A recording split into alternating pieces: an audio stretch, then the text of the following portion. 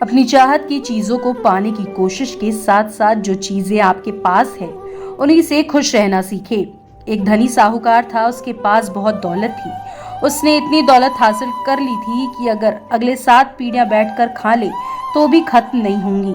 हालांकि अमीर आदमी तब भी खुश नहीं था।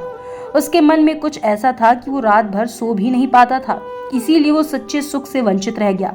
उसने सबसे पूछा कि वो इस बीमारी से कैसे छुटकारा पा सके और सुख शांति से सो सके।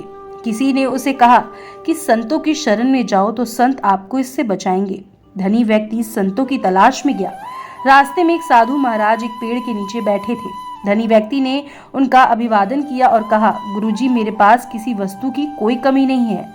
अगली 7 पीढ़ियां बैठकर बिना काम किए आराम से खा पाएंगी। फिर भी मैं खुश नहीं हूं क्योंकि एक व्याकुलता मुझे सोने नहीं देती। साधु महाराज ने कहा, पहले बताओ कि आपत्ति क्या है, फिर उससे कैसे छुटकारा पाया जाए मैं वो बताऊंगा। अमीर आदमी ने कहा, महाराज, एक परेशानी है और परेशानी ये है कि मेरी 8वीं पीढ़ी का क्या होगा, क्योंकि ये धन 7 पीढ़ियों के लिए पर्याप्त है जो मैंने अर्जित किया है। सिर्फ चिंता 8वीं पीढ़ी की है। साधु महाराज मुस्कुराए और बोले, चिंता मत करो, मैं तुम्हें इस परेशानी से बचा लूंगा।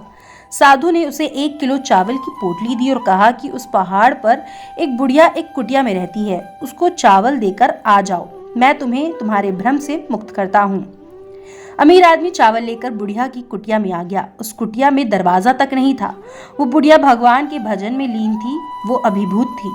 अमीर आदमी के पैरों की आहट से बूढ़ी माँ का ध्यान टूट गया। उसने ऊपर देखा और कहा कि बेटा, आप यहाँ क्यों आए हो? उसने कहा, माँ जी, मैं तुम्हें चावल देने के लिए आया हूँ, ये चावल लो, फिर मैं जाऊंगा। बूढ़ी माँ ने कहा, मैंने आपको चावल लाने के लिए कहा था क्या आपके सामने हाथ फैलाया था? नहीं ना, फिर चावल क्यों लाए? ये पोटली उठाओ और जाओ। फिर अमीर आदमी ने कहा कि मुझे उस पेड़ के नीचे बैठे साधु ने भेजा है, इसीलिए मैं आया हूँ। उसने कहा कि जाकर साधु से कह देना कि मेरी कुटिया में 2 दिन के लिए पर्याप्त चावल है। अमीर आदमी ने अपने सामान्य ज्ञान का इस्तेमाल किया। उसने कहा कि माँ जी, आपको तीसरे दिन के लिए चावल काम आएंगे। उसने कहा कि आप और वो साधु मेरे तीसरे दिन की चिंता मत करो। उस साधु से कहना कि मेरे तीसरे दिन के चावल का संबंध उसी से है जिस पर मैं इस एकांत स्थान में अपना सारा बोझ लेकर जप करने बैठी हूँ। ये सुनकर अमीर आदमी पोटली लेकर वापस आ गया।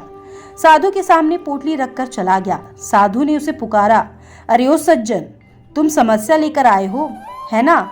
मैं तुम्हें इससे बाहर निकालने जा रहा हूँ। अमीर आदमी ने सिर झुकाकर कहा, महाराज, मुझे जवाब मिल गया। वो बुढ़िया तीसरे दिन के चावल नहीं है तब भी खुश है। मेरे पास सब कुछ है तब भी मैं दुखी हूँ।